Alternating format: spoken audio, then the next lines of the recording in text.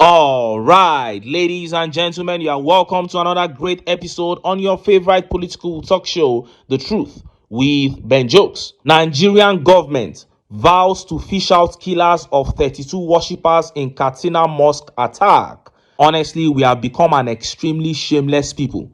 After almost every major attack, the federal government will always vow to fish out the perpetrators. This has been the response for over a decade now. Yet, we haven't seen a single case of proper arrest and proper prosecution of anyone. Instead, what we have seen are situations where killers are termed repentant and government begins to pamper them. I remember how government vowed to bring the perpetrators of the Owo church attack to book. Till today, we haven't seen anything. And it is not because the terrorists are so elusive. It is because the killers are an arm of the APC. They were there from the very beginning of this party. And so the APC cannot deny them now. That is why I have maintained that under the APC, Nigeria cannot conquer insurgency. If we want to be free, we must get rid of the APC. Point blank, period. Now, let us look at the top stories. First is that shameful update coming out of the Nigerian police. And next is that speech from Atiku Abubakar that has sparked national debate. Atiku dropped a hint by saying it is not compulsory for him to run for presidency in 2027. He actually used Peter Obi's cliche. He said, "I am not desperate to be president, but I'm desperate to see a better Nigeria." And of course, many Nigerians were divided in their opinion as regards this statement by Atiku. Some said he was lying, that he was a pretender, while others said if he actually meant what he was saying, then he should step aside for Peter Obi. Before I show you details of these top stories and how Nigerians reacted, let me quickly show you this video. Look at the appointment of this government. In central bank, in security, in everything. What crazy. Even those from the southwest of the country are complaining. What is happening to him? Has he forgotten that he's the president of the Federal Republic of Nigeria? Not of Oduduwa Republic? Okay, what does he get? Well, officially there is no Oduduwa Republic, right? No. There is no, well, I mean, people talk about it in euphemism, for the kind of, thing. But I mean, can't people around him tell him that is wrong? When Buhari started something like that, we came to the television, we told him, we spoke to him, we sent emissaries to him. But this is far worse than we have seen throughout the history of this country. Now, once you do this kind of thing, other people don't trust you. And then they will say, okay, what kind of person he is, right? This is one. When you took this trillions, when health sector is suffering, education is suffering, you are building a coastal road, in a company without due process, and people complain, and you did nothing. I can go on 1, 2, 3, 4, 5, so many things that this government has done to lose trust and the confidence the citizens, can have on, in their government. So let me just make this point. You see, what is important in citizen-government relationship is trust. Once you lose it, there is nothing else you can achieve. Yes, you have the power to kill, to arrest, to harass, to do anything, but you are only going to be there for a period of time. Even if you want to kill, you can only kill a certain number of people for some time. And the more you do, the more the anger that is collected, and it will burst out. It has happened in Peru, it has happened in Argentina, it has happened in Iran, it has happened in so many other countries. Can't you see the history of the world? No. If you go back, in fact, from the American Revolution, 1776, the French Revolution, 1789, the other revolutions that have taken place, you should have lessons to know. What this government needs to do is to stop, to remove the sycophants around that are telling them that this government is doing well. This government is not doing well. You saw that. That was Alhaji Bugaje there tearing the Tinubu regime apart. And before you bring up that line, why didn't he speak up against Buhari? Let me quickly tell you, Alhaji Bugaje was one of the loudest critics of the Buhari administration. And all he said about Tinubu in this interview, completely true. Imagine telling the entire country that we do not have enough money to invest in education and healthcare, and that the major roads in Nigeria were in horrific conditions because we didn't have money to fix them, and that we are constantly borrowing as a nation because we don't have enough money to run the economy. And as such, you said we needed to remove fuel subsidy to solve all these problems. And 2 years after fuel subsidy removal, the health sector is worse than you met it. The education sector is worse than you met it. The major roads that matter are still abandoned all across Nigeria, but you have splashed 15 trillion naira on a 15-year project, 15-year coastal highway project, and you have gone from promising not to take loans after subsidy removal to taking more loans in 2 years than 4 presidents combined. This is ridiculously absurd.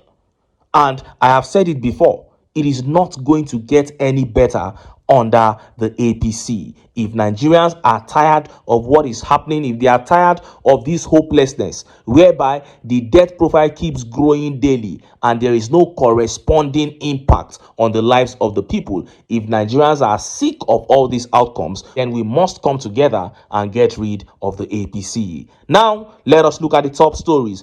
First is that one from the Nigerian police, a very shameful one. And next is that hint coming from Atiku Abubakar. Atiku, using Obi's words, has said running for presidency in 2027 is not compulsory for him. And many Nigerians said he is lying and that he's a pretender. But those who gave him the benefit of doubt began asking him immediately to step aside for Peter Obi. Let's start by taking that update from the Nigerian police.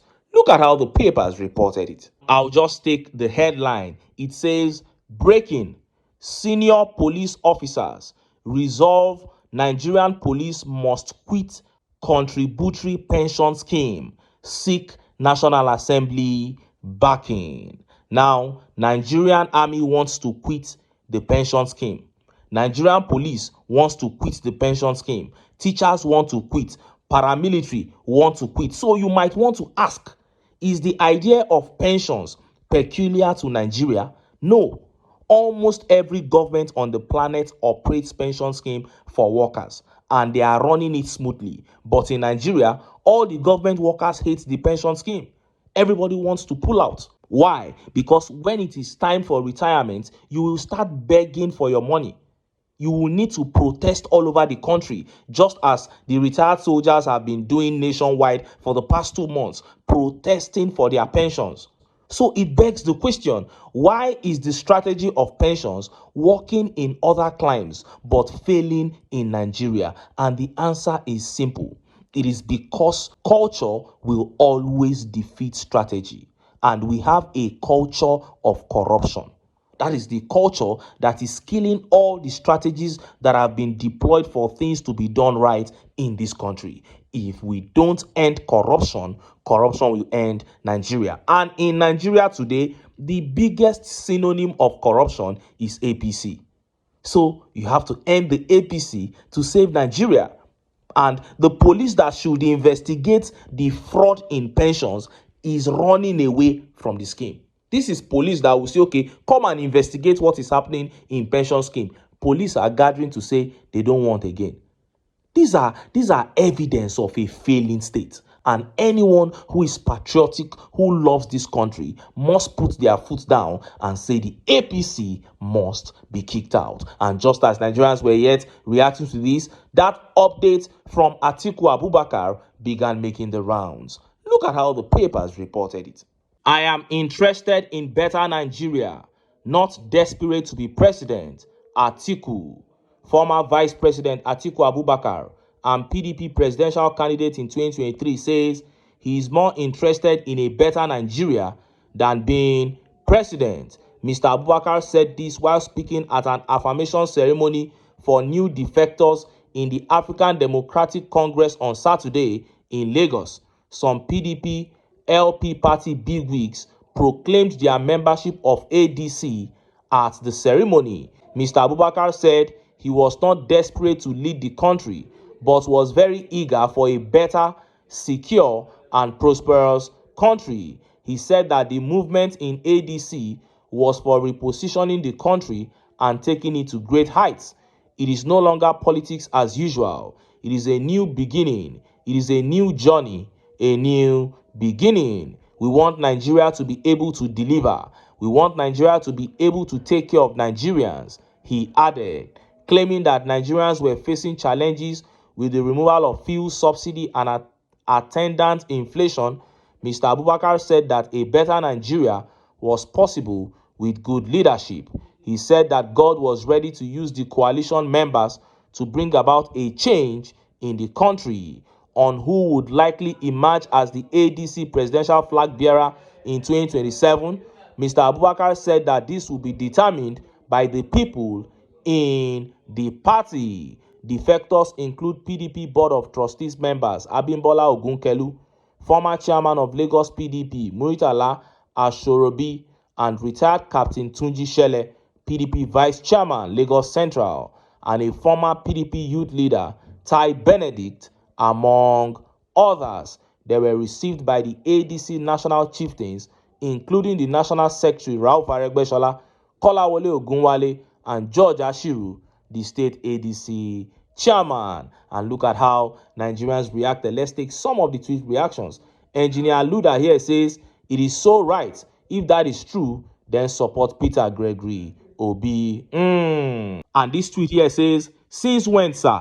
If true, just declare support for PO and put more pressure on APC. Your boys will equally benefit as they might have some sanity. Yours sincerely, interested in better Nigeria." And Olami here says the man that has been involved in every election in Nigeria for like 30 years. Sit this one out, brother. Olami is saying that he doesn't believe him, but if it is true, it is better to sit this one out. And Ibrahim here says, "In they copy Mr. Peter Obi style. The desperation and greediness of this man will be disastrous. He is against the success of having a great president, always contesting even when he is not needed." Ibrahim does not really believe Atiku there. And Sani Aminu here says, "Wow, then look for a young man and support in 2027. Sani actually believes him." And this tweet here by aggrieved Nigerian says, "These our old people can never reason anything for themselves. If they don't copy Peter Obi, they will never sleep peacefully." He's talking about Atiku using Obi's cliche there. And this tweet here says, "Does this Atiku have any scope of his own, or just repeating all of Obi's lines? I have a strong belief that Atiku knows Obi will make a better candidate, but his pride and his leeches will not allow him to give it up for Obi." That is probably true. Now, what is my opinion on this declaration by Atiku? Personally, I don't believe Atiku at all. I don't believe a word of what he has said. But then, it would have been better for him if he was actually speaking the truth there. When I say it would be better for Atiku to step down for Peter Obi, honestly, it is in his own interest. Yes, Atiku is free to run. And I have said quite more than once here that I believe he will make a better president than Tinubu. But there is a younger man. There is a more physically and mentally sound candidate from a region that is due and can unite this country. The boxes that Peter Obi ticks are too many for us to look elsewhere in 2027. That is why I am always, talking about the members of the coalition ADC. I always say they should do the right thing. It is because I know that there is only one right thing to do. And that is handing the flag of that party to Peter Obi and then returning to the north to tell their people that, listen, the war is over. We are Nigerians. This man is from the southeast, but he is the best candidate in today's Nigeria. We shall all vote for him. Do you know what such a position by northern elites will do to the unity of this country? Now, let me tell you something. Do you know that if that happens for the very first time, Tinubu will be extremely scared to rig an election? Because that will be the biggest revolution this country would have seen.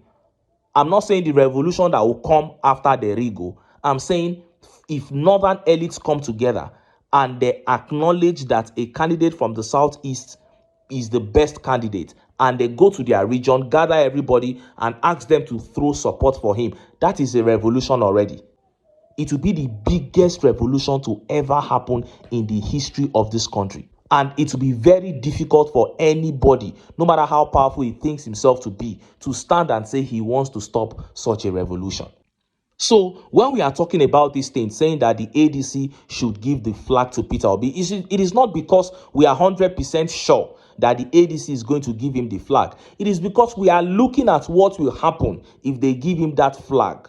And it is not wrong to see that kind of thing for your country. It is not wrong for you to imagine it, for you to dream it and push towards it. For the sake of your country, that is what we are doing. I hope that the ADC chiefs will see this thing the way we are seeing it, because it will be a total change for this country. Atiku Abubakar, you may be joking with this, but search your heart. This man, Peter Obi, is only going to be there for 4 years. You can come back in 2031. After all, if you are in power, you still say you want to do 2 terms.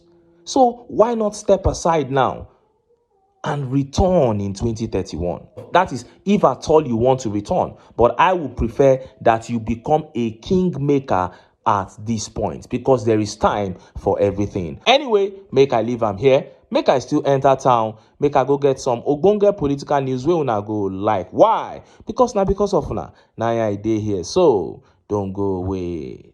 Don't go away.